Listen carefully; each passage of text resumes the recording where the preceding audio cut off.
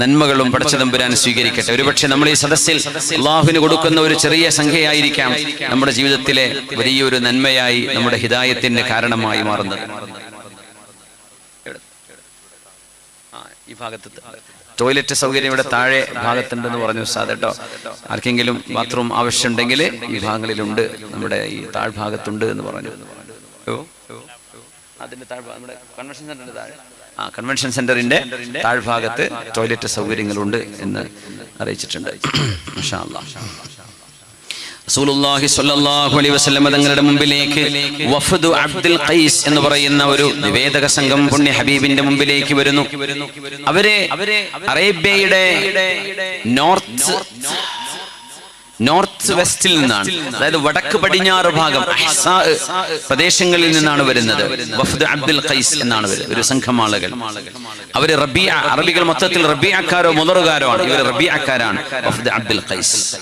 അല്ലാഹുവിന്റെ റസൂലിന്റെ മുമ്പിലേക്ക് വരുന്ന ഇമാം ബുഖാരി തങ്ങൾ ഇബ്നു അബ്ബാസ് റളിയല്ലാഹു അൻഹുവിൽ നിന്ന് ഇബ്നു അബ്ബാസ് തങ്ങൾ ഉദ്ധരിക്കുന്ന ഹദീസാണിത്. ഇമാം ബുഖാരി തങ്ങൾ റിപ്പോർട്ട് ചെയ്തത്, ഇന്ന വഫദ അബ്ദുൽ ഖൈസ് ലമ്മാ തവ നബിയ സല്ലല്ലാഹു അലൈഹി വസല്ലം, അല്ലാഹുവിന്റെ റസൂലിനെ കാണാൻ വേണ്ടി ഹിജ്റയുടെ 8-ാം വർഷം, 9-ാം വർഷം, 10-ാം വർഷം, 3 വർഷങ്ങളിൽ സംഘങ്ങളായ ആളുകൾ ഇസ്ലാം സ്വീകരിക്കാൻ വരികയായിരുന്നു. അതിനു മുമ്പ് എങ്ങനെയായിരുന്നു? ഒരാൾ ഒറ്റക്ക് ആരും കാണാതെ നബിയെ എനിക്ക് ഇസ്ലാം സ്വീകരിക്കണം, 2 ആൾ വരും, ഒരാള് ഇങ്ങനെയൊക്കെ, അത് ഒളിഞ്ഞും പാർത്തും രാത്രിയിലൊക്കെ. പിന്നെ അങ്ങനെയല്ല, പിന്നെ ഇസ്ലാം പരസ്യമായി. ഇദാ ജാഅ നസ്റുല്ലാഹി വൽ ഫത്ഹ്, മക്ക വിജയത്തിന്റെ ശേഷം, ഫത്ഹ് മക്കക്ക് ശേഷം, വറഅയ്തൻ നാസ യദ്ഖുലൂന ഫീ ദീനില്ലാഹി അഫ്വാജാ ഫസബ്ബിഹ് ബിഹംദി റബ്ബിക വസ്തഗ്ഫിർഹു ഇന്നഹു കാന തവ്വാബാ. അഫ്വാജാ, സംഘമായ ആളുകൾ നബിയുടെ മുമ്പിലേക്ക് വരുന്നു. 80 ആള്, 100 ആള്, 500 ആള്, അവർക്കൊക്കെ നിന്നിട്ട് നബി തങ്ങൾ ഷഹാദത്ത് ചൊല്ലി കൊടുക്കും. അഷ്ഹദു അല്ലാ ഇലാഹ ഇല്ലല്ലാഹ് അഷ്ഹദു അന്ന മുഹമ്മദുർ റസൂലുള്ളാഹ്. ഒരുമിച്ച് ആയിരക്കണക്കിന് ആളുകളൊക്കെ നബിയിൽ നിന്ന് ഇസ്ലാം സ്വീകരിക്കുന്ന 3 കൊല്ലങ്ങൾ ഉണ്ടായിരുന്നു. ഹിജ്റയുടെ 8, 9, 10, 11-ാം വർഷം തങ്ങൾ വഫാത്താകുന്നു സ്വല്ലല്ലാഹു അലൈഹി വസല്ലം. അതുകൊണ്ട് വഫദ് അബ്ദുൽ ഖൈസ് അല്ലാഹുവിന്റെ റസൂലിന്റെ മുമ്പിലേക്ക് വന്നപ്പോൾ തങ്ങൾ ചോദിച്ചു, മനിൽ ഖൗം, ആരാണ് നിങ്ങൾ? അവർ പറഞ്ഞു, റബീഅ, ഞങ്ങൾ റബീഅക്കാരാണ്. തങ്ങളുടെ മറുപടി, മർഹബൻ ബിൽ ഖൗമി ഗൈറ ഖസായാ വലാ നദാമ, നിങ്ങൾക്ക് സ്വാഗതം. ഗൈറ ഖസായാ വലാ നദാമ, നിങ്ങൾ ഇവിടെ നിന്ന് തിരിച്ചു പോകുമ്പോൾ നിങ്ങൾക്കൊരു നഷ്ടവും ഉണ്ടാവില്ല, ഒരു സങ്കടവും നിങ്ങൾക്കുണ്ടാവില്ല. ഗൈറ ഖസായാ വലാ നദാമ. അതുകൊണ്ട് നിങ്ങളോടും അത് തന്നെയാണ് ഞാൻ പറയുന്നത്. നമ്മുടെ ഈ ചെറുവേലിക്കുന്ന് നമ്മുടെ ഈ സദസ്സ് കഴിഞ്ഞു പോകുമ്പോൾ ഗൈറ ഖസായാ വലാ നദാമ, ഇത്രയും സമയം നിങ്ങൾ എന്റെ കൂടെ ഇരുന്നത് നിങ്ങൾക്കൊരു നഷ്ടമായിട്ട് തോന്നുകയോ വേണ്ടില്ലായിരുന്നു എന്ന് സങ്കടപ്പെടുകയോ ചെയ്യേണ്ട ഒരവസ്ഥ ഉണ്ടാവരുത്. അങ്ങനെ ഉണ്ടാവല്ലേ വടച്ചവനെ എന്ന് ഞാൻ ദുആ ഇറക്കുകയാണ്. നിങ്ങൾക്ക് എന്തെങ്കിലും ഒരു ഉപകാരപ്പെടണം, ഓരോ സെക്കൻഡും, ഞാൻ പറയുന്ന ഓരോ മിനിറ്റും നിങ്ങൾക്ക് ഉപകാരപ്പെടുന്ന കാര്യങ്ങളായിരിക്കണം എന്നെനിക്ക് നിർബന്ധമുണ്ട്. അതുകൊണ്ട് പുണ്യനബി ആ വന്ന സംഘത്തോട് പറയുന്ന വാക്കതാണ്, മർഹബൻ ബിൽ ഖൗം, നിങ്ങൾക്ക് സ്വാഗതം. അറിയാത്തൊരു വിഭാഗം ആളുകളാ വന്നത്, അവരോട് നബി തങ്ങൾ വെൽക്കം, നിങ്ങൾക്ക് സ്വാഗതം. മർഹബൻ ബിൽ ഖൗം ഗൈറ ഖസായാ വലാ നദാമ, നിങ്ങൾ മദീനയിലേക്കാണ് വന്നതല്ലേ, നിങ്ങൾ ഇവിടുന്ന് തിരിച്ചു പോകുമ്പോ ഒരിക്കലും ഈ നബിയെ കണ്ടുപോകുന്നതിൽ നിങ്ങൾക്ക് സങ്കടമോ നിങ്ങൾക്ക് നഷ്ടമോ ഒന്നും നിങ്ങൾക്ക് വരില്ല എന്ന് അവർ പറഞ്ഞു. യാ റസൂലല്ലാഹ്, അല്ലാഹുവിന്റെ തിരുദൂതരേ, ഈ യുദ്ധം ഹറാമായ മാസങ്ങളിലല്ലാതെ, 4 മാസങ്ങളിലല്ലാതെ നബിയെ ഞങ്ങൾക്ക് നിങ്ങളെ ഒന്ന് കാണാൻ കഴിയില്ല. ബൈനനാ വ ബൈനക ഹാദൽ ഹയ്യു മിൻ കുഫാരി മുദർ, മുദർ ഗോത്രത്തിൽപ്പെട്ട അവിശ്വാസികൾ അവര് ഞങ്ങളെ തടഞ്ഞു വെക്കാനും വഴിയിൽ ഉപദ്രവിക്കാനും ഇടയുണ്ട്. പക്ഷേ യുദ്ധം ഹറാമായ അൽ-അശ്ഹുറുൽ മുഹറം, മുഹറമായ മാസങ്ങളിൽ അത് മാത്രമേ ഞങ്ങൾക്ക് അങ്ങേ വന്ന് കാണാൻ കഴിയൂ. അതുകൊണ്ട് അല്ലാഹുവിന്റെ ഹബീബേ, ഞങ്ങൾക്ക് ചില കാര്യങ്ങൾ ഇപ്പോൾ പറഞ്ഞു തരണം. ഞങ്ങൾക്ക് എന്നും വന്ന് അങ്ങയോട് ചോദിക്കാൻ കഴിയില്ല. നുഖ്ബിറു മിമ്മൻ വറാഅനാ വനദ്ഖുലു ബിഹിൽ ജന്ന. ചില കാര്യങ്ങൾ ഞങ്ങൾക്ക് പഠിപ്പിച്ചു തരൂ തിരുനബിയെ. അത് ഞങ്ങളുടെ പിറകിൽ കിടക്കുന്ന ആയിരക്കണക്കിന് ആളുകൾ, ഞങ്ങളുടെ അദ്നാനികൾ, കഹ്താനികൾ, റബീഅകളിൽപ്പെട്ട ആളുകൾക്ക് ഞങ്ങൾ പറഞ്ഞു കൊടുക്കും. അതുകൊണ്ട് ഞങ്ങൾക്ക് സാരോപദേശം പറഞ്ഞു തരണം എന്ന് നബി തങ്ങളോട് ചോദിക്കുന്നു. അവരാണെങ്കിലോ മരുഭൂമിയിൽ പാനീയം വിൽക്കുന്ന ആളുകളാണ്. അതിൽ കള്ളുണ്ട്, ജ്യൂസുണ്ട്, നല്ല വെള്ളങ്ങളുണ്ട്. അവരെ ഖൗമുൻ അസ്ഹാബുൽ അശ്രിബ എന്നാണ് ഹദീസിൽ പറയാം. വഫ്ദ് അബ്ദുൽ ഖൈസിന്റെ പ്രത്യേകത അവര് വെള്ളം, പാനീയം, കുടിക്കാനുള്ള സാധനങ്ങൾ ഉണ്ടാക്കുന്ന ഒരു നാട്ടുകാരാണ്. അതായത് ഇന്നത്തെ സൗദി അറേബ്യയുടെ ദമാം പ്രദേശം, അങ്ങോട്ടാണ് പഴയ കാലത്ത് ബഹ്റൈൻ എന്ന് പറയും കിതാബിലൊക്കെ. പക്ഷെ കിതാബിലെ ബഹ്റൈൻ ഇപ്പോഴത്തെ ബഹ്റൈൻ അല്ല, കിങ്ഡം ഓഫ് ബഹ്റൈൻ അല്ല, നമ്മുടെ ചരിത്രത്തിൽ കാണുന്ന ബഹ്റൈൻ. അത് ഇപ്പോ അഹ്സാ എന്ന് പറയുന്ന പ്രദേശമാണ്. അവിടത്തുകാരാണ് ഈ വന്നത്. പുണ്യനബി അവരോട് 4 കാര്യങ്ങൾ കൽപ്പിച്ചു കൊടുത്തു, 4 കാര്യങ്ങൾ നിരോധിച്ചു.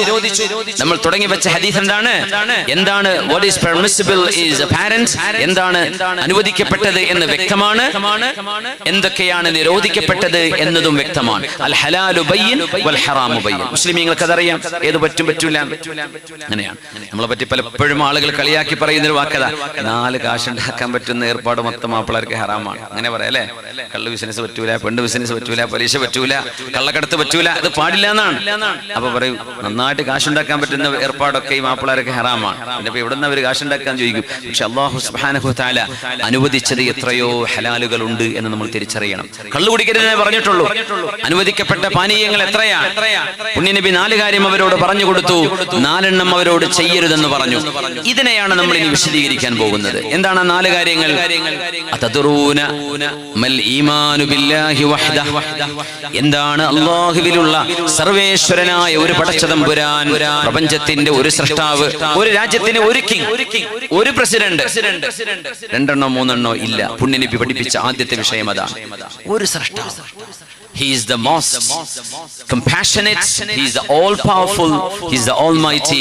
എല്ലാ കഴിവുമുള്ള, എല്ലാ സിദ്ധിയുമുള്ള, the all hearing and all seeing, എല്ലാം കാണുകയും കേൾക്കുകയും, the all knowing, എല്ലാം അറിയുന്ന അല്ലാഹു റബ്ബുൽ ഇസ്സത്ത്. ആ പടച്ചവനെ പറ്റിയുള്ള വിശ്വാസം എന്താണ് നിങ്ങൾക്കറിയുമോ? അവർ പറഞ്ഞു, നബി ഞങ്ങൾക്കത് അറിയില്ല, ഞങ്ങൾ അങ്ങയെ സംബന്ധിച്ച് കേട്ടിട്ടുണ്ട്, അതുകൊണ്ട് ഞങ്ങൾ അറേബ്യയിലെ ഒരു 1000 കിലോമീറ്റർ അപ്പുറത്തു നിന്നാണ് ഈ യാത്ര ചെയ്തു വരുന്നത്, അങ്ങയിൽ നിന്ന് പഠിപ്പിച്ചു തരൂ. നബി പറഞ്ഞു, അവർക്ക് പഠിപ്പിച്ചു കൊടുത്തു. ഷഹാദത്തു അല്ലാ ഇലാഹ ഇല്ലല്ലാഹ് വഹ്ദഹു ലാ ശരീക ലഹു വ അന്ന മുഹമ്മദൻ റസൂലുള്ളാഹ്. ഏകനായ പടച്ചതമ്പുരാനെ വിശ്വസിക്കുക എന്ന് പറയുന്നത് നിങ്ങൾ സാക്ഷ്യപ്പെടുത്തലാണ്. ഷഹാദ എന്തായി? സാക്ഷ്യം എന്ന് പറഞ്ഞാൽ കണ്ടതല്ലേ സാക്ഷ്യം പറയാൻ പറ്റുള്ളൂ. ഒരു കൊലപാതകം നടന്നു, ഒരു ആക്സിഡന്റ് നടന്നു, അവിടുത്തെ ഐ വിറ്റ്നസ്, കണ്ട സാക്ഷി കോടതിയിൽ വന്ന് പറയും, ഞാൻ ഇത് കണ്ടു. അതാണ് ഷഹാദ എന്ന് പറയാൻ. അള്ളാഹുവിനെ കണ്ണുകൊണ്ട് നമ്മൾ കാണുന്നില്ല അല്ലേ? അള്ളാഹു ബാത്തിനാണ്. ഇന്നലെ അബുദാബിയിലെ ക്ലാസ് അള്ളാഹുവിന്റെ അസ്മാഉൽ ഹുസ്നയിലെ അൽ ബാത്തിൻ എന്ന ഇസ്മിനെ കുറിച്ചായിരുന്നു. അതിന്റെ ചെറിയൊരു ഭാഗം ഞങ്ങൾ ചർച്ച ചെയ്തത് പടച്ചതമ്പുരാനെ കാണുന്നില്ല എന്നതാണ് ഈ പ്രപഞ്ചത്തിന് മീനിങ് നൽകുന്നത്. പടച്ച മുമ്പിലൊന്ന് ഇറങ്ങാണ്, എന്ത് തെറ്റ് ചെയ്താലും അപ്പൊ കണ്ണടിച്ചു പോകും, കാല് മുറിഞ്ഞു പോകും, ഉടനെ അള്ള ശിക്ഷ നൽകാൻ. ഇതെന്ത് എക്സാമാണ്? അതല്ല, എല്ലാം തന്നു. ഒരു പുക ഉയരുമ്പോ കാണും അതിന്റെ പിന്നിൽ തീയുണ്ട്. തീ കാണേണ്ട ആവശ്യമില്ല, പുക കണ്ടാൽ മതി. ഈ വൃക്ഷവും ചെടികളും ആകാശവും നക്ഷത്രവും കാലാവസ്ഥയും രാവും പകലും സൂര്യനും ഇതിനെ വെറുതെ പൊട്ടിമുളച്ചതാണോ? ഇതുണ്ടാക്കിയ ഒരാളില്ലേ? ഞാനും നിങ്ങളും ജനിച്ചു, ശരി തന്നെ. ആരാണ് ജനിപ്പിച്ചത്? മാതാവ് പിതാവ് ആണോ? അവരാണോ കുട്ടിയെ ഉണ്ടാക്കിയത്? അവരതിന് കാരണക്കാരാണ്. ഒരു സ്പേം സെൽ, ഉമ്മയുടെ എഗ് സൈഗോട്ടായിട്ട്, ഭ്രൂണമായിട്ട്, ഫീറ്റസ് ആയിട്ട്, അത് ചെറിയ കുട്ടിയായിട്ട് ഉമ്മയുടെ ഗർഭാശയത്തിൽ നിന്ന് പുറത്തു വന്നു എന്ന് പറയും. ആരാണ് ആ സ്പേം സെൽ ഉണ്ടാക്കിയത്? ആരാണ് ആ സൈഗോട്ട് ഉണ്ടാക്കിയത്? പുറത്ത് നിൽക്കുന്നവർ സദസ്സിലേക്ക് കടന്നിരിക്കണം അല്ലേ? ചിലപ്പോൾ അവിടെ നിൽക്കാൻ ഇഷ്ടമായിരിക്കും, ചിലപ്പോൾ അങ്ങനെ ഉണ്ടാവും ചിലര് അല്ലേ? ചിലർക്ക് അങ്ങനെ അതൊരു ഇഷ്ടമായി, ഇങ്ങനെ ഇരിക്കുമ്പോൾ മടുപ്പ് ഓർക്കൊക്കെ വരുന്നവരുണ്ടാവും. സൗകര്യം ഉണ്ടാവുകയാണെങ്കിൽ ഇരുന്നോളൂ, അത്രയല്ലേ പറയാൻ പറ്റുള്ളൂ. ഇൻഷാ അല്ലാഹ് ചിലപ്പോൾ അത് രസമായിരിക്കും ചാരിയിരിക്കുമ്പോൾ. നമുക്ക് തോന്നുള്ളൂ ചിലപ്പോൾ ചില നേരത്ത് കയറിയിരിക്കണ്ട, ചിലപ്പോൾ നമ്മൾ നോക്കുക അങ്ങനെ ഉണ്ട് എന്നൊക്കെ, അങ്ങനെ നിൽക്കുന്നവരുണ്ടാവും. ചിലപ്പോൾ രസത്തിന് നിൽക്കുന്നവരുണ്ടാവും. അതൊക്കെ സാദിഖ് ഭായിയൊക്കെ അവരുടെ ചോയ്സ് അല്ലേ? നമ്മൾ ഇൻഷാ അല്ലാഹ് കസേര ഉണ്ടല്ലോ, കാണുന്നുണ്ടല്ലോ. ഇൻഷാ അല്ലാഹ് അവർ സൗകര്യപ്പെടുന്ന, അവർക്ക് ഇഷ്ടമാണെങ്കിൽ അവരിരുന്നോട്ടെ, ഇല്ലെങ്കിൽ അവർ നിങ്ങളുടെ ഇഷ്ടം. ഇൻഷാ അല്ലാഹ് ഞാൻ അങ്ങനെ പറയും. നിങ്ങളായിട്ട് വന്നു, പിന്നെ നിങ്ങളോട് ഞാൻ ഇവിടെ വിളിച്ച് നിങ്ങൾ ഇരിക്കണം എന്ന് ഞാൻ പറയാതെ നിങ്ങളുടെ ഇഷ്ടമല്ലേ അത്? അൽഹംദുലില്ലാഹ്. അപ്പോൾ നിങ്ങൾ എന്ത് ചെയ്യുക, സൗകര്യമോടെ നിങ്ങൾ ഈ സദസ്സിലുണ്ടായാൽ മതി. കുറച്ച് നേരം കുറച്ച് ക്വാളിറ്റി ടോക്ക്, നമുക്ക് ചില നന്മകൾ, ചില ചിന്തകൾ, നമ്മൾ തിന്നുക, കുടിക്കുക, ഉറങ്ങുക, റൂം, വീട്, ജോലി, ഭക്ഷണം, പൈസ, ഇതിനെപ്പറ്റി മാത്രം ചിന്തിച്ച് ഓടുന്നൊരു ലോകമാണ്. ഇതിനിടക്ക് എന്തിനിവിടെ നമ്മൾ ജീവിക്കുന്നു എന്ന് ഒന്ന് ചെറുതായി ചിന്തിക്കാനുള്ള സമയമാണിത്. അപ്പോൾ നിങ്ങൾ നിന്നിട്ടോ ഇരുന്നിട്ടോ കിടന്നിട്ടോ ഉറങ്ങിയിട്ട് കേട്ടാലും എനിക്ക് കുഴപ്പമില്ല കേട്ടോ, വേണമെങ്കിൽ ഉറങ്ങി പോകാനും കുഴപ്പമില്ല ഇൻഷാ അല്ലാഹ്. എന്നാലും ചെറിയൊരു back in your unconscious mind നിങ്ങൾ കേട്ടുകൊണ്ടിരിക്കുന്നുണ്ടാവും. അതൊന്നും പ്രശ്നമില്ല ഇൻഷാ അല്ലാഹ്. എനിക്ക് പ്രശ്നമില്ല, ഞാൻ അത് വളരെ ഫ്രാങ്ക് ആയിട്ട് പറയണേ, അങ്ങനെ ഒരു ബുദ്ധിമുട്ടൊന്നുമില്ല. അൽഹംദുലില്ലാഹ്. സദസ്സിൽ ഇത്ര ആൾ വേണം അങ്ങനെയൊന്നും ഒരിക്കലും പറയില്ല. ഒരു കുട്ടി ഇവിടെ ഇരുന്നാലും നല്ല മൈക്ക് സെറ്റ് ഉണ്ട് മാത്രമേ നമ്മൾ പറയുള്ളൂ. നല്ല മൈക്ക് വേണം, ഒരു 60,000 വാട്ട്സ് വേണ്ടി വരും, ഒരു 8,000 ബാക്ക് വോയിസ് വേണം. ഇത് തന്നു കഴിഞ്ഞാൽ പിന്നെ എനിക്ക് ആരും വേണമെന്നില്ല. എന്ത് ചെയ്യും, ഞാൻ അങ്ങനെ പറഞ്ഞോളൂ, 2 മണിക്കൂർ വിഷയം പറഞ്ഞ് ഞാൻ പോകും, എനിക്കത് പ്രശ്നമേ ഇല്ല. അൽഹംദുലില്ലാഹ്. നിങ്ങളൊക്കെ എൻ്റെ സഹോദരങ്ങളാണ്, എൻ്റെ ജ്യേഷ്ഠനുജന്മാരും എൻ്റെ ഉമ്മമാരും എൻ്റെ ഉപ്പമാരുമാണ്. അൽഹംദുലില്ലാഹ്. അത് നിങ്ങൾ കുറച്ചാണെങ്കിലും കൂടുതലാണെങ്കിലും ഒക്കെ യു ആർ മൈ ഫാമിലി. അൽഹംദുലില്ലാഹ്. അതുകൊണ്ട് നിങ്ങൾ ഈ ക്വാളിറ്റി സമയം നല്ലൊരു ചിന്തയിലായിട്ട് നമുക്ക് ഇങ്ങനെ കടന്നു പോകണം ഇൻഷാ അല്ലാഹ്. അല്ലാഹു തൗഫീഖ് ചെയ്യട്ടെ. വഫദ് അബ്ദുൽ ഖൈസ് പുണ്യനബിയുടെ മുമ്പിലേക്ക് വന്നപ്പോൾ അവർക്ക് പഠിപ്പിച്ചു കൊടുക്കുകയാണ് ഷഹാദത്തു അല്ലാ ഇലാഹ ഇല്ലല്ലാഹ്. പടച്ചതമ്പുരാനെ കണ്ണുകൊണ്ട് കാണാൻ കഴിയില്ല, അല്ലാഹുവിനെ കണ്ടുകൊണ്ട് കാണാൻ കഴിയാത്തത് കൊണ്ടാണ് ഹുവൽ അവ്വലു വൽ ആഖിറു വൽ ലാഹിറു വൽ ബാത്തിൻ വഹുവ ബികുല്ലി ഷൈഇൻ അലീം. He is the first, he is the last, he is the obvious and he is the explicit and he is the knower of everything. വിശുദ്ധ ഖുർആനിലെ ആയത്താണത്. അല്ലാഹുവാണ് ആദ്യം, അല്ലാഹുവാണ് ഏറ്റവും അവസാനം, അല്ലാഹുവാണ് പ്രത്യക്ഷൻ, അല്ലാഹുവാണ് പരോക്ഷമായി കിടക്കുന്ന മറഞ്ഞു കിടക്കുന്നവൻ, അല്ലാഹു എല്ലാം അറിയുന്നവനാണ്. അതുകൊണ്ട് മഹാന്മാർ അതിനെ ചർച്ച ചെയ്തു. പടച്ചോനെ നേരിട്ട് കണ്ണുകൊണ്ട് കാണാൻ പറ്റിയെന്ന് വിചാരിക്കുക. ഈ ലോകം ഒരു പരീക്ഷണത്തിന്റെ ലോകമെന്നാ ഖുർആൻ പറഞ്ഞു. ഇതെന്ത് പരീക്ഷണം? പിന്നെ നേരെ ഉത്തര കടലാസ് കൊടുത്താൽ പിന്നെ എന്ത് പരീക്ഷയാണ്? പടച്ചവനെ നമ്മൾ കാണുന്നില്ല. നിങ്ങളൊരു ഷോപ്പിൽ നിങ്ങളുടെ ഒരു പണിക്കാരനെ ജോലിക്ക് വെച്ചു, നിങ്ങളാണ് ക്യാഷിലിരിക്കുന്നത്, നിങ്ങളാണ് കച്ചവട സ്ഥാപനം തുറക്കുന്നത്, നിങ്ങളാണ് പൂട്ടുന്നത്. ആ മേശയുടെ മുമ്പ് നിങ്ങൾ അനങ്ങാറ് പോലുമില്ല. നിങ്ങളുടെ കടയിൽ നിങ്ങൾക്ക് വേണ്ടി ജോലി ചെയ്യുന്ന പണിക്കാരൻ സത്യസന്ധനാണോ അല്ലേ എന്ന് നിങ്ങൾക്ക് ഒരിക്കലും പറയാൻ കഴിയില്ല. എന്തേ കാരണം? അയാൾക്ക് ഈ വേഷം വന്നിരിക്കാനുള്ള അവസരം കൊടുക്കണ്ടേ? കൊടുത്തിട്ടില്ലല്ലോ. നിങ്ങളല്ലേ ഫുൾ ടൈം അവിടെ ഇരിക്കുന്നത്. എന്നാൽ നിങ്ങൾ അവിടെ നിന്ന് കൺമറയത്തുനിന്ന് മാറി നിൽക്കുക, അപ്പുറത്തെ ഷോപ്പ് പോയിരിക്കുക, വലിപ്പ് തുറന്നു വെച്ചു കൊടുക്കുക, ചാവിയൊക്കെ ഓപ്പണാക്കി കൊടുക്കുക. എന്നിട്ട് അപ്പൊ അവന് തോന്നുന്നു എന്റെ മുതലാളി ഇവിടെ മുമ്പിലില്ല. എന്നിട്ട് അവൻ മോഷ്ടിക്കുന്നുണ്ടോ ഇല്ലേ? അങ്ങനെ CCTV വെച്ചിട്ടോ നോക്കിയിട്ടോ കണ്ടോ? ആ ഒരു അവസരം കൊടുത്തെങ്കിലല്ലേ ഒരു മനുഷ്യരെ പരീക്ഷിക്കാൻ പറ്റുള്ളൂ. അള്ളാഹു മുമ്പിൽ നിന്നിട്ട് പിന്നെ എന്ത് പരീക്ഷണമാണ്? അതുകൊണ്ട് ഈ ജീവിതം അർത്ഥവത്താകുന്നത് അള്ളാഹുവിൻ അപ്രത്യക്ഷമാകുന്നതിലാണ്. ഫിസിക്കലി അള്ളാഹു നമ്മുടെ കണ്ണുകൾക്ക് കാണാൻ കഴിയില്ല, അത്രേ ഉള്ളൂ. മനസ്സിന്റെ കണ്ണിന് കാണാൻ കഴിയും. കണ്ണുകൊണ്ട് നേരെ കാണുമ്പോൾ അവിടെ പരീക്ഷണം ഇല്ലല്ലോ. അവിടെ ഈ ലോകം ടെസ്റ്റാണ്. എന്ത് ടെസ്റ്റ്? പിന്നെ അള്ളാഹു മുമ്പിൽ നിൽക്കാൻ തെറ്റ് ചെയ്താൽ ഉടനെ ശിക്ഷ കിട്ടുമെന്ന് വിചാരിക്കുക. അള്ളാഹു പറയാൻ നിങ്ങൾ അള്ളാഹുവിനെ സംബന്ധിച്ച് അള്ളാഹു ഉറങ്ങിക്കിടക്കാണെന്നോ അശ്രദ്ധനാണെന്നോ നിങ്ങൾ വിചാരിക്കണ്ട. ഒരുപാട് പരാക്രമങ്ങൾ, അതിക്രമങ്ങൾ, അനീതികൾ ലോകത്ത് നടക്കുന്നുണ്ട്. ഇത് ചെയ്യുന്ന ആളുകളെ അള്ളാഹു ഒട്ടും കാണുന്നില്ല. എന്തേ പടച്ചോൻ അവരുടെ തലയിലേക്ക് ഒരു ഇടുത്തി വീഴ്ത്താത്തത് ഒന്നും നിങ്ങൾ പറയണ്ട. Allah is not heedless or absent. നിങ്ങൾ അങ്ങനെ വിചാരിക്കണ്ട. ലാ തഹ്സബന്ന അല്ലാഹ ഗാഫില. Do not think of Allah that Allah is absent. അല്ലാഹു പറയാൻ അങ്ങനെ വിചാരിക്കുന്നുണ്ടോ? ഇന്നമാ യുഅഖിറുഹും ലിയൗമിൻ തശ്ഖസു ഫീഹിൽ അബ്സാർ. കണ്ണുകൾ മലക്കം മറിഞ്ഞു പോകുന്ന ഒരു നാളേക്ക് വേണ്ടി അവരെ മാറ്റിവെച്ചതാണ്. അവർക്ക് ശിക്ഷ കൊടുക്കുന്നുണ്ട്. ഈ ഒരു 70 കൊല്ലം ദിസ് ഇസ് നത്തിങ്. അതുകൊണ്ട് കുറച്ചു നേരം ഇവിടെ നിർത്തുകയാണ്. ഈ സമയത്ത് തന്നെ തലയ്ക്ക് ശിക്ഷ കൊടുത്തിട്ട് അവരെന്ത് ചെയ്യുന്നില്ല? അള്ളാഹു ബോധറിയിക്കുന്നില്ല. അവർക്ക് സമയം കൊടുക്കാൻ. ചിലപ്പോൾ നന്നാവാം, ഇവര് പശ്ചാത്തപിച്ച് മടങ്ങാം, ഇവര് നല്ല മക്കളായി മാറാം. പക്ഷേ പെട്ടെന്നുള്ള ശിക്ഷ കൊടുക്കാതിരിക്കുമ്പോൾ നിങ്ങൾക്ക് തോന്നും പടച്ചോൻ ഇവിടെ ഇല്ലേ, അള്ളാഹു ലീവിൽ പോയിട്ടുണ്ടോ? അങ്ങനെയൊക്കെ ചില യുക്തിവാദികൾ പറഞ്ഞു കൊറോണ വന്നപ്പോ. വല്ലാത്ത വാക്കുകളാണ്. They are accountable and questionable and answerable in front of Allah. അവരായിക്കോളൂ, നമ്മളെ പറ്റി പറയണ്ട. അള്ളാഹു അങ്ങനെയല്ല. പടച്ചതമ്പുരാൻ ബാത്തിനാണ്. അതുകൊണ്ടാണ് അള്ളാഹു റബ്ബിനെ നിങ്ങൾക്ക് നാളെ കാണിച്ചു തരും. ദുനിയാവിൽ കാണാൻ കഴിയില്ല. മൂസാ നബി അലൈഹിസ്സലാം അള്ളാഹുവിനെ കാണിച്ചു തരണമെന്ന് പറഞ്ഞ മലയുണ്ട് സീനാ മരുഭൂമിയിൽ. സെയിന്റ് കാത്രീൻ സിറ്റി എന്നാണ് ഒരു വലിയ ചർച്ചുണ്ട് അവിടെ, പുരാതനമായ ചർച്ചുണ്ട്. അവിടെ ഒരുപാട് തലയോട്ടികൾ, അവിടെ ജോലി ചെയ്ത ഫാദർമാരുടെ മുഴുവൻ തലയോട്ടികൾ വെച്ച ഒരു റൂമുണ്ട് അവിടെ. ഗുർഫത്തുൽ ജുംജും ജമാജിം എന്നാ പറയാ, തലയോട്ടികളുടെ സ്കൾ റൂം. അവിടെ ഒരു ചെറിയ പള്ളി ഉണ്ട്, അതിന്റെ ഉള്ളില് മസ്ജിദ് ഉണ്ട്, ക്രിസ്തീയ ദേവാലയമുണ്ട്. അള്ളാഹുവിന്റെ സംസാരം മൂസാ നബി കേട്ട ചെടിയുമുണ്ട് അവിടെ. ആ ചെടി ഇപ്പോഴും ഒരിക്കലും ഉണങ്ങാതെ അവിടെ നിലനിൽക്കുന്നുണ്ട്. നമ്മൾ പല ക്ലാസ്സിലും പറയാറുള്ളതാണ്. ആ ഒരു ബേണിംഗ് ബുഷ് എന്നാണ് അതിന് പറയാ. ബൈബിളിലുണ്ട്, ഓൾഡ് ടെസ്റ്റമെന്റിലുണ്ടത് ബേണിംഗ് ബുഷ്. മൂസാ നബി അള്ളാഹുവിന്റെ സംസാരം കേട്ടത്. $5 അങ്ങനെ ടിക്കറ്റ് ഉണ്ടാവും, ചിലപ്പോൾ ഫ്രീ ആയിട്ട് കയറ്റം ചെയ്യും. അതായത് ഫലസ്തീനിൽ നിന്ന് ചാവുകടലിന്റെ ഭാഗങ്ങളിൽ നിന്ന് ഈജിപ്തിലേക്ക് പോകുന്ന വഴിയിൽ മരുഭൂമിയുടെ മധ്യത്തിലാണത്. അവിടെ നിന്ന് ഈജിപ്തിലേക്ക് വീണ്ടും 800-900 കിലോമീറ്ററുകൾ ഇരിക്കട്ടെ. മൂസാ നബി റബ്ബിനോട് അവിടെ നിന്ന് ചോദിച്ചു, അല്ലാഹുവേ എനിക്ക് നിന്നെ കാണിച്ചു തരുമോ? അല്ലാഹുവിന്റെ മറുപടി എന്താ? ലൻ തറാനി, മൂസാ നബിയെ ഈ ലോകത്ത് നിങ്ങൾക്ക് എന്നെ കാണാൻ കഴിയൂല, പരലോകത്ത് കാണും. എന്റെ കാരണം എന്നറിയോ? പരലോകത്ത് നമ്മുടെ കണ്ണുകൾ ഇന്നത്തെ കണ്ണുകളല്ല. എന്റെ കാരണം, നമ്മളിപ്പോ ഈ കൺവെൻഷൻ സെന്റർ ഇങ്ങനെ കാണുന്നുണ്ട്, അതിന്റെ ഉള്ളിൽ ചിലപ്പോൾ ഇങ്ങനെ ഗ്ലാസ്സിലൂടെ കാണുന്നുണ്ട്. ഈ കൺവെൻഷൻ സെന്ററിലെ ബാക്കിൽ എന്താ നടക്കുന്നത്, ഈ സ്റ്റേജിന്റെ ബാക്കിൽ എന്താ നമുക്ക് നോക്കിയാൽ കാണും. ഒരു ക്യാമറ വെച്ച സ്ക്രീനിൽ കാണാം, അല്ലെ? ഇപ്പൊ എറണാകുളം സിറ്റി പോട്ടെ, നമ്മുടെ ഈ ചെറുവേലിക്കുന്ന അങ്ങാടി ചെറിയൊരു ടൗണിൽ അവിടെ എന്താ നടക്കുന്നത് ഇവിടെ ഇരുന്ന് കാണാൻ കഴിയോ? മൊബൈൽ ഫോണിലും ക്യാമറയിലും അല്ലാതെ നേരിട്ട് കാണാൻ കഴിയോ? ഇല്ല. നമ്മൾ ഒരു മറ വന്നാൽ നമുക്ക് കാണാൻ കഴിയില്ല. ഗൾഫിലുള്ള ആൾക്കാരെ നമുക്ക് നേരിട്ട് കാണാൻ പറ്റുന്നുണ്ടോ? വീഡിയോ കോളിൽ കാണാം. അത് നേരിട്ടുള്ള കാഴ്ച ഒന്നല്ലല്ലോ, അത് ഒരു ഇമേജ് ആണ്. വീഡിയോ കോൾ അല്ല, നമ്മൾ നേരിട്ട് കാണാൻ പറ്റൂ ഇല്ല. പരലോകത്ത് എങ്ങനെയാ?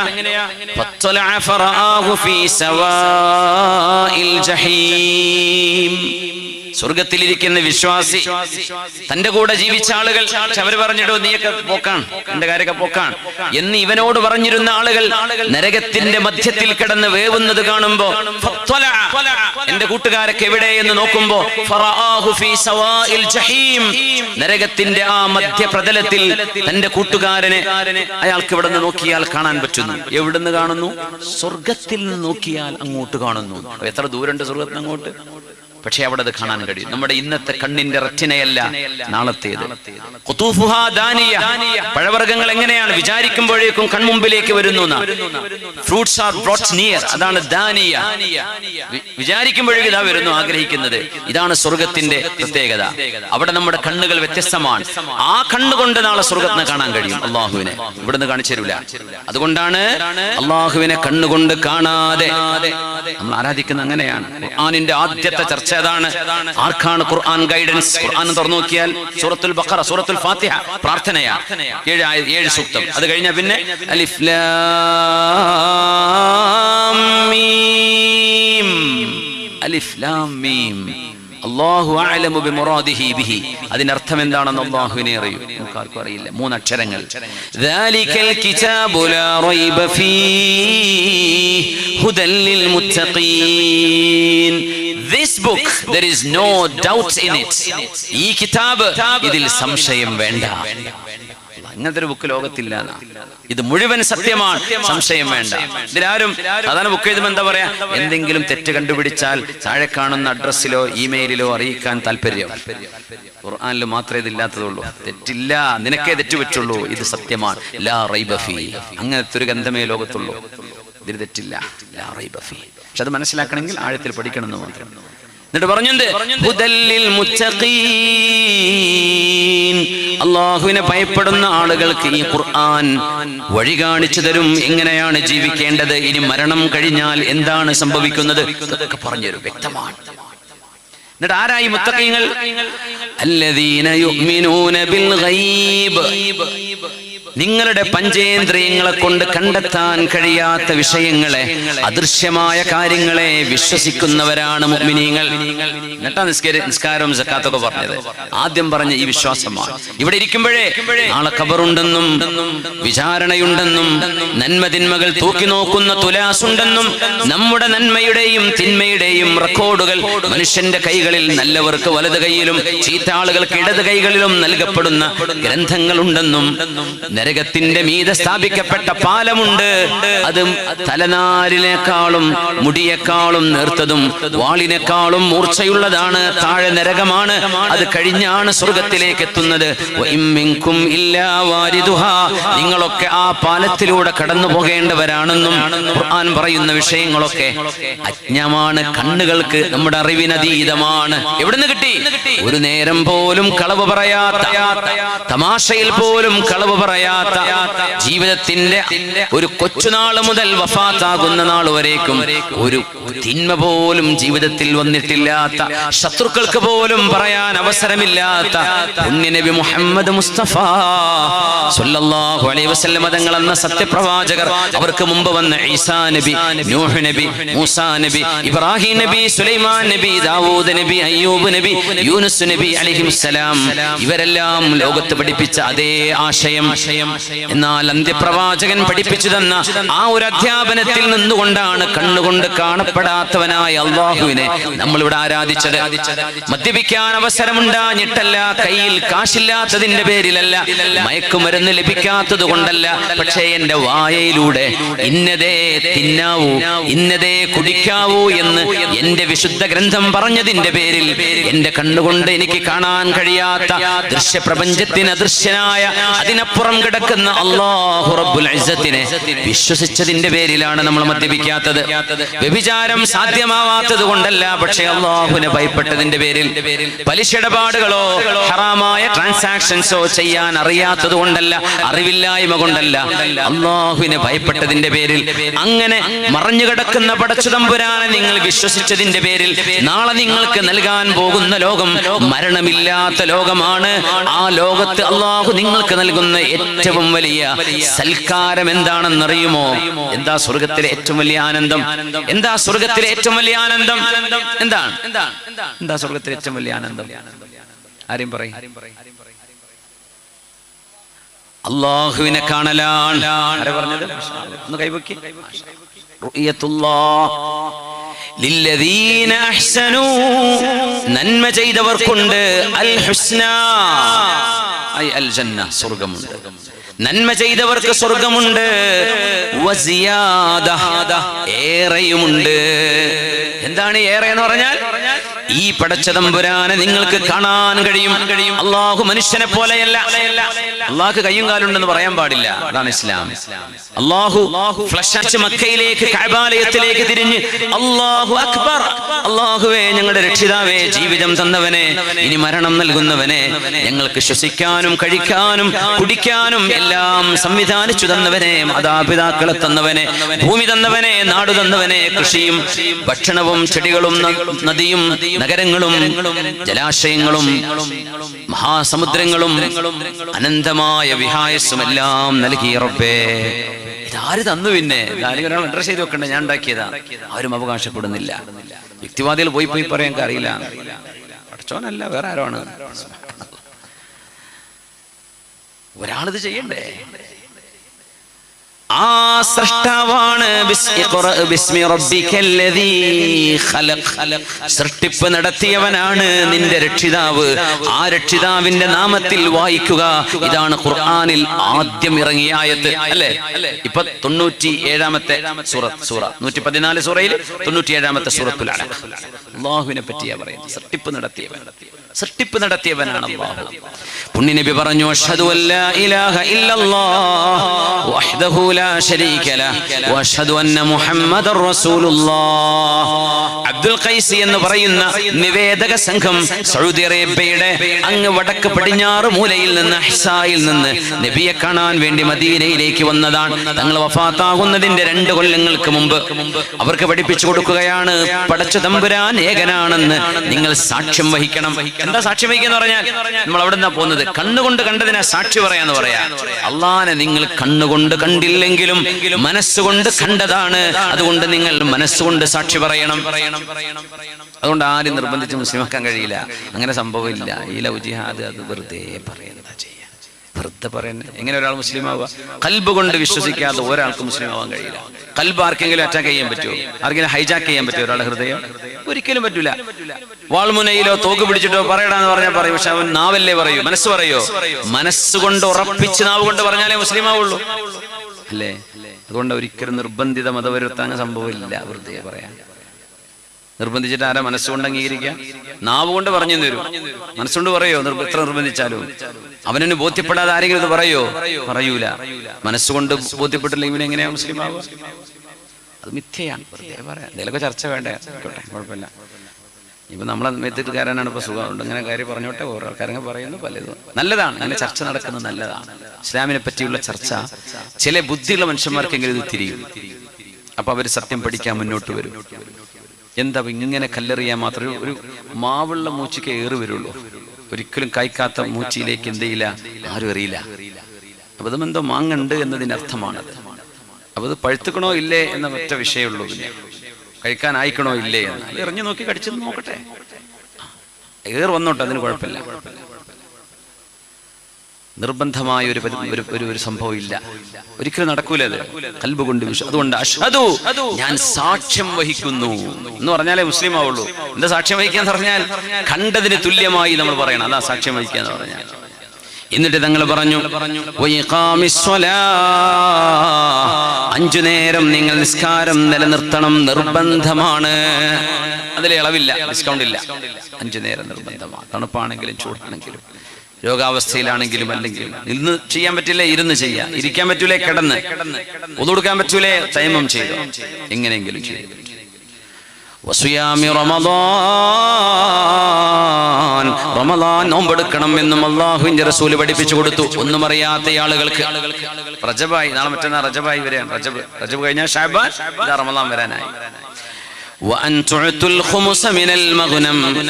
അവിടെ യുദ്ധം നടക്കുന്ന കാലമാണ്. നിങ്ങളുടെ ഗനീമത്തിലെ 5/5 നൽകണമെന്നും നബി തങ്ങൾ അവരോട് പഠിപ്പിച്ചു. അത് പിന്നെ അതിനനുബന്ധമാണ്. 4 പാത്രങ്ങളെ കുറിച്ച് നബി തങ്ങൾ പറഞ്ഞു.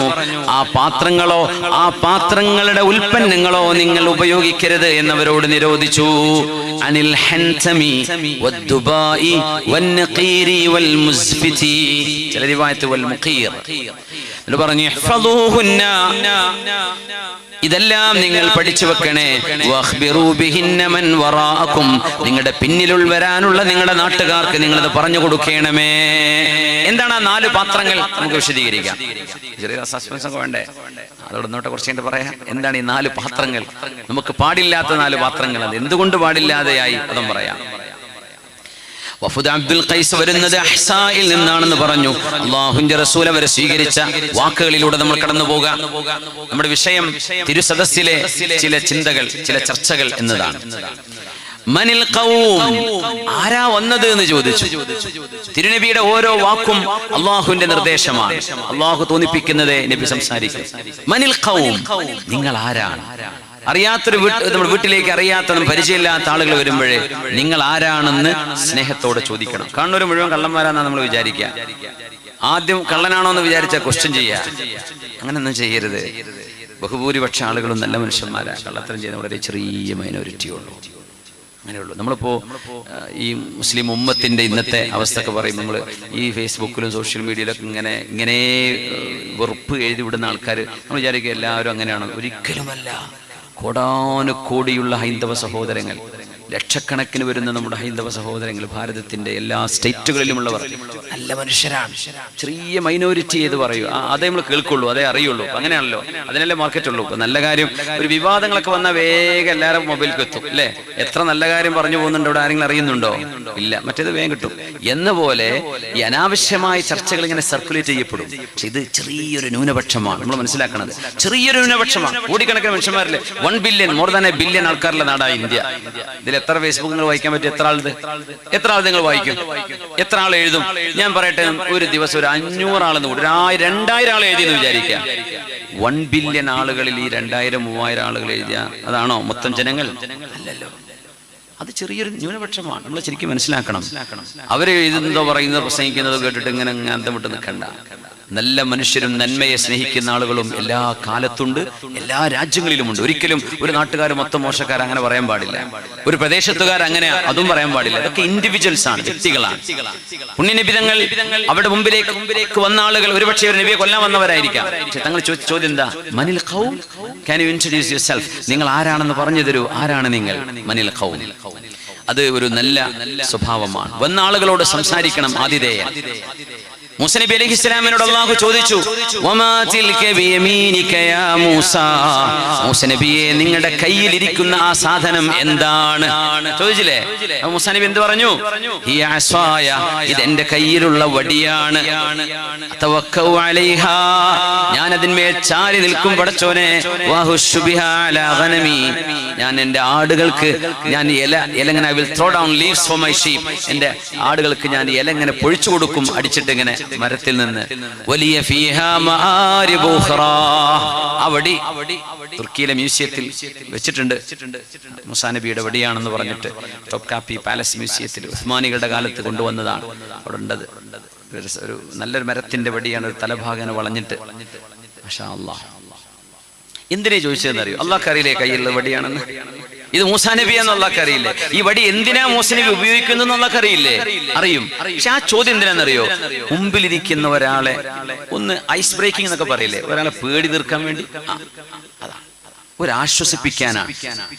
നിങ്ങളുടെ കയ്യിലെ വാച്ച് നല്ല രസമുണ്ടല്ലോ, നിങ്ങൾ പിന്നെ എവിടുന്നാ ഈ പേന വാങ്ങിച്ചത്? അപ്പൊ ഇങ്ങനെ കുറെ കഥ പറയാൻ തുടങ്ങി. ഞാൻ ഗൾഫിൽ പോയ കാലവും അന്നത്തെ കഥയൊക്കെ ഇങ്ങനെ പറഞ്ഞ് അപ്പൊ ഇങ്ങനെ വിഷയത്തിലേക്ക് വരുന്നു. മിണ്ടാതിരിക്കും, വെച്ച് കീറി ചെവിയുമ്പത്തി നമ്മളങ്ങനെ ഒരു പറച്ചിൽ പറഞ്ഞു പോയാൽ നമ്മൾ പറഞ്ഞു സമാധാനിച്ചു എന്നല്ലാതെ മുമ്പിലേക്ക് നിങ്ങൾ കേട്ടോ ഇല്ലെന്ന് എനിക്കറിയോ? ഇല്ല. നിങ്ങളുമായി സംവദിക്കണം, നിങ്ങളോട് ഞാൻ ചോദ്യം ചോദിക്കണം. ആശയപരമായി നമ്മൾ അങ്ങോട്ടും ഇങ്ങോട്ടും ചില എക്സ്ചേഞ്ചുകൾ നടത്തണം. അപ്പോഴേ ഒരു കോൺവെർസേഷൻ സ്ട്രോങ് ആവുള്ളൂ. അതിങ്ങനെ വെറുതെ കയറി ഇരുന്ന് പോകുന്നു, അത്രേ തോന്നുള്ളൂ. മൂസാ നബിയോട് അല്ലാഹു ചോദിച്ചത് മൂസാ നബിയെ ഒന്ന് സമാധാനിപ്പിക്കാനുള്ള ചോദ്യമാണ്. ഉഹാദീതു ളൈഫി ഖബ്ല ഇൻസാലി റഹ്ലിഹി വയഖ്സീബു ഇൻദി വൽ മകാനു ജദീബു وما الخصب للأضياف أن يكثر القراء ولكنما وجه الكريم خصيب. അന്നത്തെ ഒരു അറബി കവി പാടുകയാണ്, എന്റെ അരികത്ത് അതിഥികൾ വരുമ്പോഴേ അവരുടെ ഒട്ടകക്കട്ടിൽ ലഗേജ് ഇറക്കി വെക്കുന്നതിന് മുമ്പ് ഞാൻ അവരോട് സംസാരം തുടങ്ങും. കാരണം മുമ്പിൽ വെച്ചിരിക്കുന്ന ഭക്ഷണത്തെക്കാളും വലിയ ഭക്ഷണമാണ് അവരോട് നിങ്ങൾ സംസാരിക്കുന്നത്. ഇപ്പൊ നിങ്ങളുടെ വീട്ടിൽ അതിഥികൾ വന്നു. അതിഥി എന്ന് പറഞ്ഞാൽ ശരിക്കും എന്താ?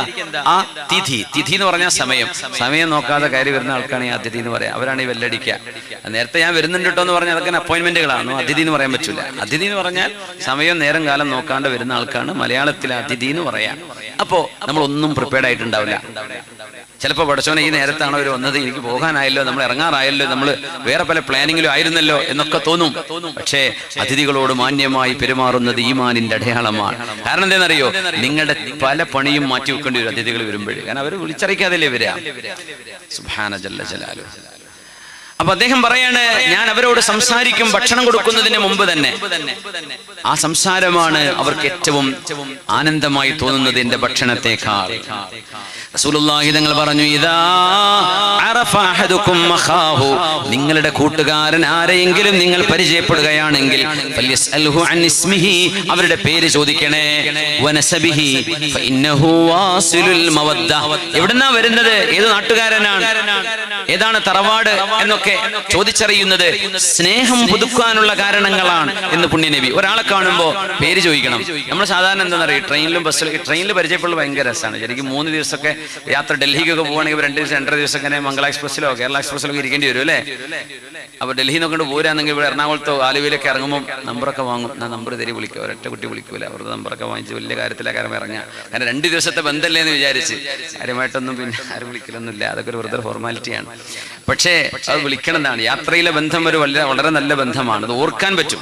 നമ്മൾ പലപ്പോഴും ആളുകളെ ഓർക്കുന്നതൊക്കെ യാത്രയിൽ കണ്ട കാര്യങ്ങളായിരിക്കും, നാട്ടിൽ വെച്ച് കണ്ടതിനേക്കാളും കൂടുതൽ. തങ്ങൾ പറയാ, നിങ്ങൾ അവരോട് പേര് ചോദിക്കണം. ഞാൻ പറഞ്ഞതെന്ന് വെച്ചാൽ, ഈ ട്രെയിനിലൊക്കെ ഇരിക്കുമ്പോഴേ കഥ തുടങ്ങിയിട്ടുണ്ടാവും. കഥ തുടങ്ങി പരിചയം ഉണ്ടാവും. എവിടുന്നാ കണ്ടതെന്ന് റബ്ബ്, ഇത് കുവൈത്തിൽ നിന്ന് കണ്ടതാണോ, ദുബൈയിൽ നിന്ന് കണ്ടതാണോ, സൗദിയിൽ നിന്ന് കണ്ടതാണോ, UK നിന്ന് കണ്ടതാണോ, നമ്മൾ യാത്ര ചെയ്യുന്നിടത്തൊക്കെ മനസ്സിങ്ങനെ പോകും. ഒരിക്കലും പേര് ചോദിച്ചാൽ അയാൾ വിചാരിക്കും ഇയാൾ എന്നെ എത്രയും മൈൻഡ് ചെയ്യാത്ത ഒരാളായിരുന്നില്ലേ എന്ന് അയാൾ വിചാരിക്കൂലേ. അപ്പൊ ചോദിക്കാനും പേടി. എന്നാൽ അയാളായിട്ട് ഇങ്ങോട്ട് എന്റെ പേര് ഇന്നതാണ് കേട്ടോ എന്ന് പറഞ്ഞാൽ ഭയങ്കര സമാധാനം. അതിട്ട് പറയൂല, അവരറിയുന്നില്ല, ഒരു ശുഭാപ്തി വിശ്വാസം കൊണ്ട്. പിന്നെ ഇടങ്ങേറായി പോകും. പിന്നെ ആരോടെങ്കിലൊക്കെ ചോദിപ്പിക്കല, ആരാന്ന് പേര് ചോദിച്ചു, യാ അല്ലാഹ്, പിന്നെ ആയിരിക്കും ശരിക്കും മനസ്സിലാവുക ആളെ. ഇങ്ങനെയൊക്കെ നമ്മളെയും അബദ്ധങ്ങളൊക്കെ നമുക്കൊക്കെ പറ്റാറുണ്ടായിരിക്കും. പുണ്യനബി പറയാൻ, നിങ്ങൾ ആദ്യം ചോദിക്കേണ്ടത് പേരെന്താണെന്നാണ്. അതുകൊണ്ട് ഒരിക്കൽ പരിചയപ്പെട്ടു പോയ ആളുകൾ പേര് ഇങ്ങോട്ട് ആദ്യം പറഞ്ഞു കൊടുക്കണേ.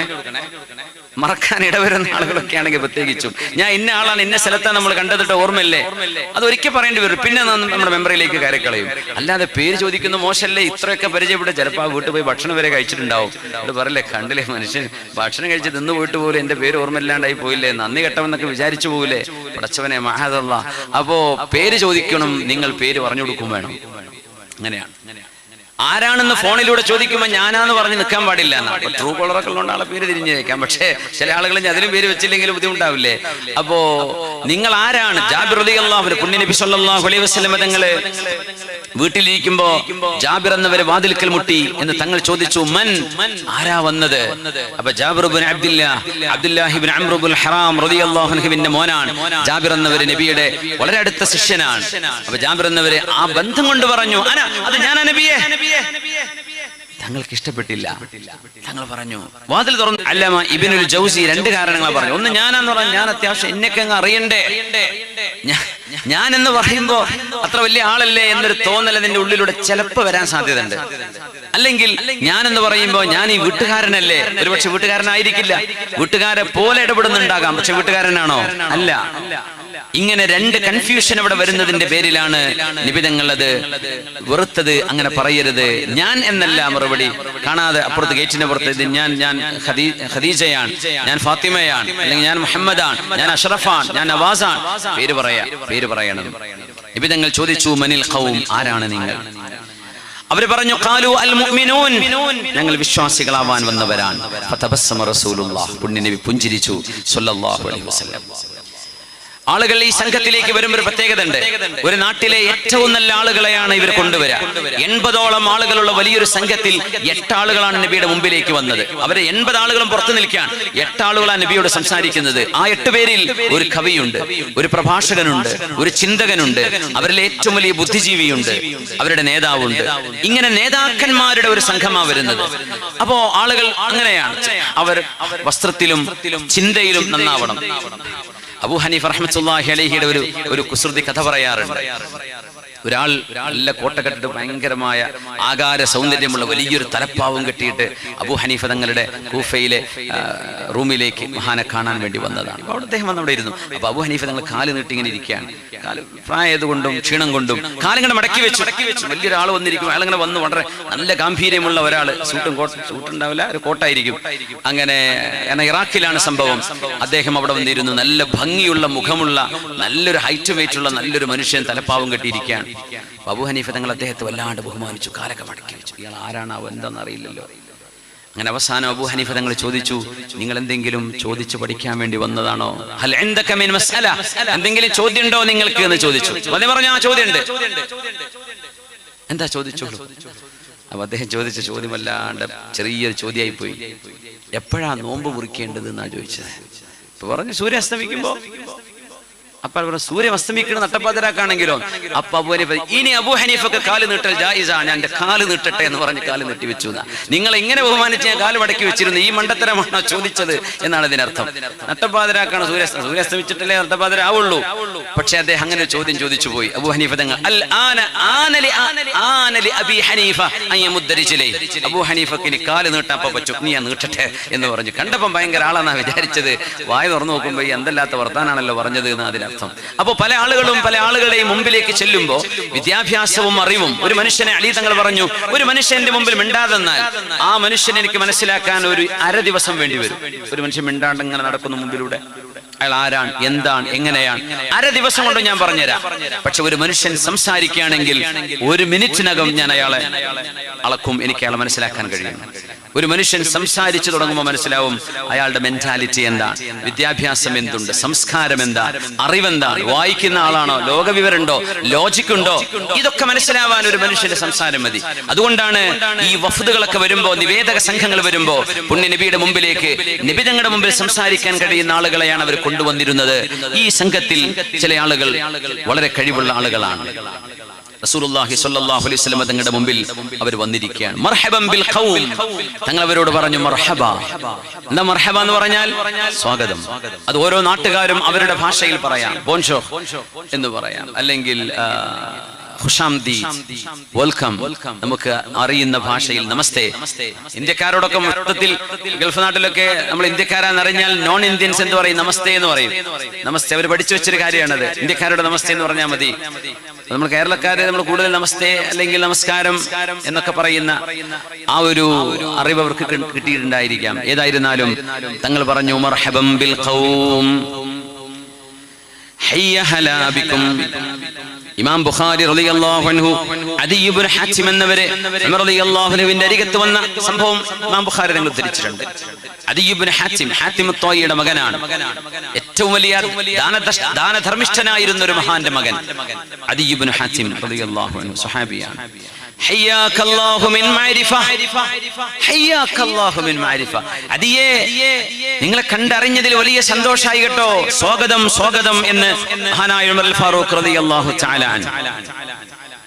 പുണ്യ നബി മക്കയിൽ ഉമ്മുഹാനി ബീവിയുടെ അരികത്ത് ഫാത്തിമ റളിയല്ലാഹു അൻഹ മറച്ചു കൊടുത്ത ഒരു മറയിൽ നബി തങ്ങൾ കുളിക്കുകയായിരുന്നു. ഫത്ഹ് മക്ക, മക്ക വിജയം നടന്ന ഉടനെ റസൂലുള്ളാഹി തങ്ങൾ കുളിച്ചത് ഒരു മറയിലാണ് എന്ന ഹദീസ്. നമ്മുടെ വിഷയം അതല്ല, എന്നാലും പറയാണ്, ഈ പുഴയിലും കുളത്തിലും പബ്ലിക് ഏരിയയിലൊക്കെ കുളിക്കുമ്പോഴേ മനുഷ്യൻ അവരുടെ ശരീരം മറക്കേണ്ട ഭാഗങ്ങൾ നിർബന്ധമായും മറച്ചിരിക്കണം.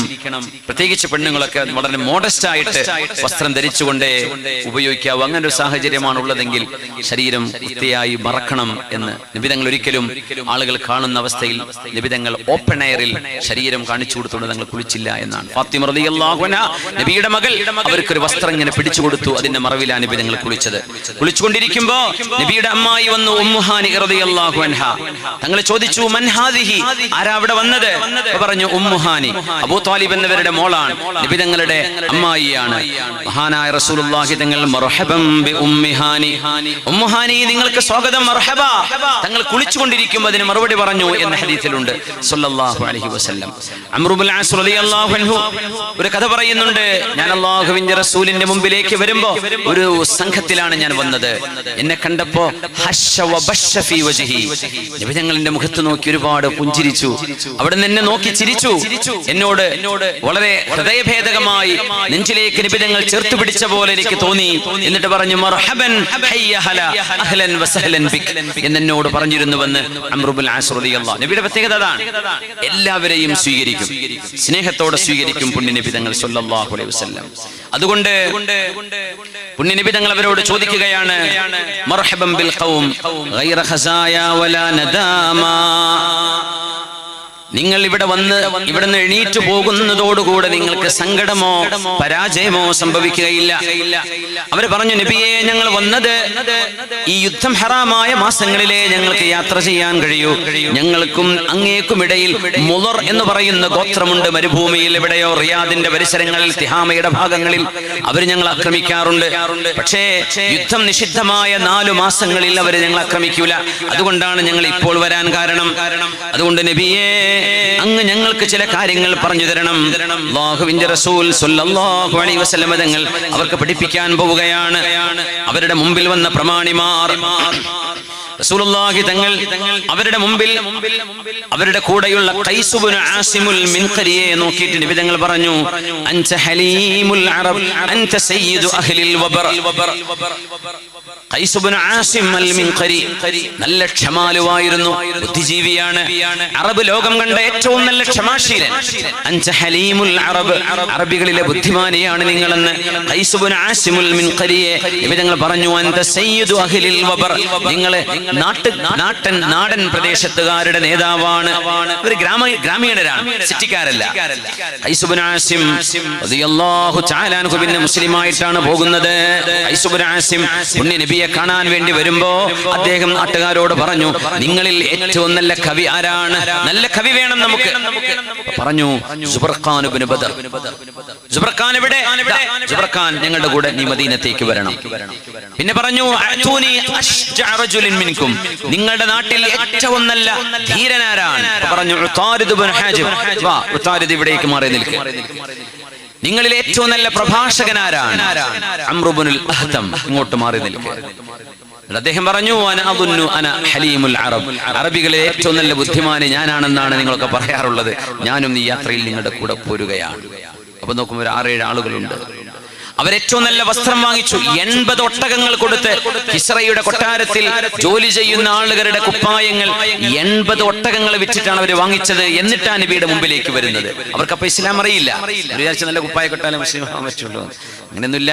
വളരെ വളരെ എളുപ്പമാണ്. അത് മനസ്സുകൊണ്ടുള്ള, നാവ് കൊണ്ടുള്ള, ശരീരം കൊണ്ടുള്ള സമർപ്പണമാണ്. അപ്പൊ അവര് നല്ല 80 ഒട്ടകങ്ങൾ വിറ്റിട്ടുണ്ട് ഈ കുപ്പായം വാങ്ങിക്കാൻ വേണ്ടി, 8 ആളുടെ കുപ്പായത്തിന്. അപ്പൊ ആലോചിച്ച് നോക്കി എത്ര എക്സ്പെൻസീവ് കുപ്പായം ഇവരുണ്ടാവുക. അങ്ങനെയാ പുണ്യ നബിയുടെ മുമ്പിലേക്ക് വരുന്നത് സല്ലല്ലാഹു അലൈഹി വസല്ലം. അല്ലാഹുവിന്റെ ഹബീബ് അവരെ സ്വീകരിച്ചു. അൻസ്വാരികളെയും മുഹാജിറുകളെയും നബി വിളിച്ചു കൊണ്ടുവന്ന് എല്ലാവരും വരിൻ, മദീനത്തെ പള്ളിയിലേക്ക് വരിൻ, എല്ലാവരും. ഇതിന് നബി തങ്ങൾ ചോദിച്ചു ഇതാരാണ്? അവർ പറഞ്ഞു ഖൈസ് ഇബ്നു ആസിമുൽ മിൻഖരി അൻത സയ്യിദു അഹ്ലിൽ വഫർ അൻത ഹലീമുൽ അറബ്, നിങ്ങൾ ഏറ്റവും വലിയ ബുദ്ധിമാനിയാണ് യാ റസൂലല്ലാഹ്. അദ്ദേഹം ചോദിച്ചൊരു ചോദ്യമാണ് ഇവിടെ പറയുന്നത്. അദ്ദേഹം കരഞ്ഞുപോയി നബിയുടെ ഈ സംസാരം കേട്ടപ്പോ. ഈ ചർച്ചയാണ് നമ്മൾ ഇന്ന് ചർച്ച ചെയ്യുന്നത്. യാ റസൂലല്ലാഹ്, അല്ലാഹുവിന്റെ റസൂലേ, 70 വയസ്സുണ്ടെന്ന് ഖൈസ് ഇബ്നു ആസിമിന്. റഖഅദുമി, എന്റെ എല്ലുകൾ ദുർബലമാണ്. ഈ പ്രായമായ ആളുകളെ ബഹുമാനിക്കുന്നത് അല്ലാഹുവിനെ ബഹുമാനിക്കുന്നതിന് തുല്യമാണ്. ഇന്ന മിൻ ഇജ്ലാലില്ലാഹ് ഇക്റാമു ശൈബത്തിൽ മുസ്ലിം എന്ന് റസൂലുള്ളാഹി സ്വല്ലല്ലാഹു അലൈഹി വസല്ലം. പ്രായമായ ഒരു ഉമ്മയെ, പ്രായമായ ഒരു ഉപ്പയെ നിങ്ങൾ ബഹുമാനിക്കുന്നുണ്ടെങ്കിൽ അത് അല്ലാഹുവിനെ ബഹുമാനിക്കുന്നതിന്റെ തുല്യമാണ്. വാർദ്ധക്യത്തിലേക്ക് എത്തിപ്പെടുമ്പോൾ ആളുകളെ നിങ്ങൾ ബഹുമാനിക്കണമേ. 70 വയസ്സ് കഴിഞ്ഞു ഖൈസ് ഇബ്നു ആസിം എന്നവർക്ക്. യാ റസൂലല്ലാഹ്, അല്ലാഹുവിന്റെ റസൂലേ, റഖഅദുമി, എന്റെ എല്ലുകൾ ദുർബലമായി നബിയേ, വദനാ അജലി, എന്റെ മരണം അടുത്തെത്തി കഴിഞ്ഞു. വശാബ റഅസി, എന്റെ തല നരച്ചുപോയി നബിയേ. ഫഔസിനി ബിവസിയത്തിൻ ജാമിഅ, ഒരു നല്ല എല്ലാം അടങ്ങിയ ഒരു ഉപദേശം എനിക്ക് പറഞ്ഞു തരുമോ? പുണ്യ നബിയോട് അവർ ചോദിച്ചു പഠിക്കുകയാണ്. യാ ഖൈസ്, ഇത് നമ്മളൊക്കെ ഒന്ന് പഠിക്കണേ. കഴിഞ്ഞ ഖൈസ് ഇബ്നു ആസിമിനോടാണ് നബി തങ്ങൾ പറയുന്നത് യാ ഖൈസ്, ഖൈസേ. നമ്മുടെ വിഷയം തിരുനബിയുടെ സന്നിധിയിലെ ചില ചർച്ചകൾ എന്നതാണ്. ഇതാണത്. ഖൈസേ, ഇന്ന മഅൽ ഗിനാ ഫഖറാ, നിങ്ങൾ എത്ര സമ്പാദിച്ചു കൂട്ടിയാലും നിങ്ങൾക്ക് ദാരിദ്ര്യം വരാനുണ്ട്. സമ്പത്തിന്റെ പിന്നാലെ ദാരിദ്ര്യം വരുമെന്ന് ഉറപ്പാണ്. ആരും കാശുണ്ടാവും എന്ത് ചെയ്യണ്ട, അഹങ്കരിക്കണ്ട, അത് പോകും. കുറച്ച് നേരത്തേക്ക് അല്ലാഹു തരിക. നിങ്ങൾ ദാരിദ്ര്യം ഉണ്ടാവുമ്പോൾ നിങ്ങളുടെ സ്വഭാവം എന്താണ്, പൈസ ഉണ്ടാകുമ്പോഴുള്ള സ്വഭാവം ഏതാണ്, ഇത് നോക്കാനാണത്. ചെറിയ കുടിലാകുമ്പോ എല്ലാവരെയും സ്നേഹിച്ച് വിളിച്ച് കൊണ്ടുവന്ന് കഞ്ഞിയും ചായയും കൊടുത്തിരുന്ന വീട്ടുകാരെ ഇച്ചിരി വലിയ വീടൊക്കെ വെക്കുമ്പോഴേ ഇനി ആൾക്കാർ വന്നാൽ കാലിന്റെ പാട് ഇങ്ങനെ മാർബിളിൽ കാണാണ്. തുടച്ച് മടുത്തു അത് എഴുതി വെക്കും, ആർക്കും പ്രവേശനമില്ല. എന്തേ? വീട് കേടാവുന്നു. മനസ്സ് കേടാവുമ്പോഴാണ് ആ ഒരു ചിന്ത വരിക. യാ ഖൈസു ഖൈസേ, ഇന്ന മഅൽ ഗിനാ ഫഖറാ, സമ്പത്തിന്റെ പിന്നാലെ ദാരിദ്ര്യം വരും ഖൈസേ. വ ഇന്ന മഅൽ ഖുവതി ളഅഫാ, എത്ര സിക്സ് പാക്ക് ആയി നിങ്ങൾ നടന്നാലും, എത്ര വലിയ മസിലുള്ള ആളുകളായി നിങ്ങൾ നടന്നാലും, നിങ്ങളുടെ ശരീരം കുറച്ചു നേരം കഴിഞ്ഞാൽ ദുർബലമാകും. മസിൽ കൊടയും, ശരീരമൊക്കെ ലൂസാവും. പറഞ്ഞാൽ എങ്ങനെ ഉണ്ടായിരുന്ന ആളാ, ഇനിയിപ്പോ എന്താ ചെയ്യാ, ശരീരമൊക്കെ ലൂസായി. ഒരു ടൈം ആവുമ്പോ, ഒരു ഏജ് ആവുമ്പോ അങ്ങനെയാ. എല്ലാ അഭിമാനത്തിന്റെ ശേഷവും ഒരപമാനം വരാനുണ്ട് ഖൈസേ. മരണത്തിന്റെ, ജീവിതത്തിന്റെ കൂടെ ഒരു മരണവുമുണ്ട്. നമ്മളൊക്കെ അതിങ്ങനെ കാത്തിരിക്കുകയാണല്ലേ പടച്ചോനെ. അല്ലാഹു നമുക്കൊരു നല്ല സമയത്തും ഒരു നല്ല നേരത്തും അവന്റെ പൊരുത്തത്തിലും അല്ലാഹു ആക്കി തരട്ടെ. എങ്ങനെയാലും നമ്മൾ മരിക്കും, മരിക്കാതെ എസ്കേപ്പ് ചെയ്യാൻ കഴിയില്ല. എൻ്റെ പെങ്ങളമ്മ പറഞ്ഞിരുന്നു ചെറിയ കുട്ടിയപ്പോൾ, അള്ളാഹ്ക്ക് ഇന്നണ് പറഞ്ഞാൽ മതിയായിരുന്നു, ഇത്ര സുഖമായിരുന്നു, എല്ലാവരും മരിച്ചോട്ടെ ഞാൻ മരിക്കാതെ തന്നാൽ മതിയായിരുന്നു. ചെറിയ കുട്ടിയപ്പോൾ പറഞ്ഞാൽ 17 വയസ്സായി. പക്ഷെ അന്നും പറഞ്ഞൊരു വാക്കാണത്, കുറച്ചൊന്ന് ഇന്നണ് പറഞ്ഞാൽ മതിയായിരുന്നു മരിപ്പിക്കാൻ, എന്നാൽ ഞാനങ്ങനെ ജീവിച്ചു പോയിക്കോളൂ അല്ലേ. എത്ര ആൾക്കാരൊക്കെ ഇവിടെ അല്ലേ, ഞാൻ മരിക്കേണ്ട കാര്യമില്ലല്ലോ. അള്ളാഹു അഹ്സാഹും അദദാ, അള്ളാഹു ഓരോരുത്തരെയും എണ്ണി തിട്ടപ്പെടുത്തി വെച്ചിട്ടുണ്ട്. ആരും ഔട്ടാവൂല, എല്ലാവരും ഉണ്ട്. ഇതൊക്കെ യാഥാർത്ഥ്യങ്ങളാണ്. എന്നിട്ട് പറഞ്ഞു, നിങ്ങൾ ചെയ്യുന്ന എല്ലാ നന്മകൾക്കും പ്രതിഫലമുണ്ട്, അതുപോലെ നിങ്ങൾ ചെയ്യുന്ന തെറ്റുകൾക്ക് ശിക്ഷയുമുണ്ട്. അതിവിടെ പോലീസൊന്നും തന്നില്ല എന്ന് വരും, പക്ഷെ അല്ലാഹു തരും.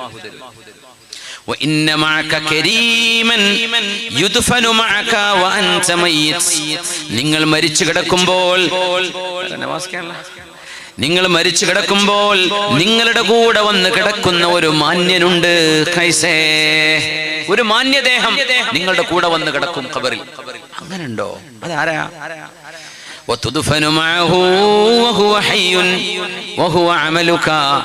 നിങ്ങൾക്ക് ജീവനില്ലെങ്കിലും ആ കൂടെ കിടക്കുന്ന ആൾക്ക് ജീവനുണ്ടാകും നിങ്ങളുടെ ഖബറിൽ. അത് ആരാന്നറിയോ? അത് മനുഷ്യനല്ല. അത് നിങ്ങളുടെ കർമ്മങ്ങളാണ്. അതുകൊണ്ട് അത് കൂടുതലോ കുറവോ നിങ്ങളുടെ ഇഷ്ടത്തിന് ചെയ്തോ.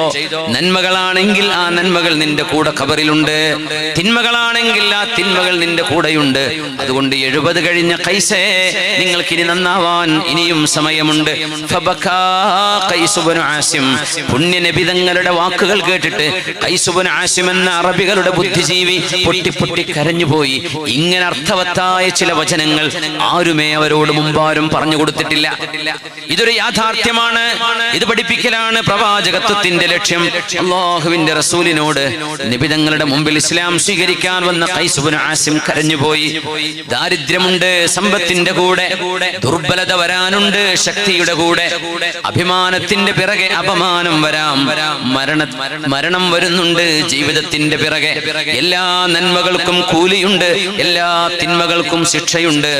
നിങ്ങൾ മരണപ്പെട്ടാൽ നിന്റെ കൂടെ കിടക്കുന്ന ഒരു മാന്യനുണ്ട്, അയാൾക്ക് ജീവനുണ്ട്, നിങ്ങൾക്ക് ജീവനില്ലെങ്കിലും ആ മാന്യൻ നിങ്ങളുടെ കർമ്മങ്ങളാണ്. ഖൈസേ,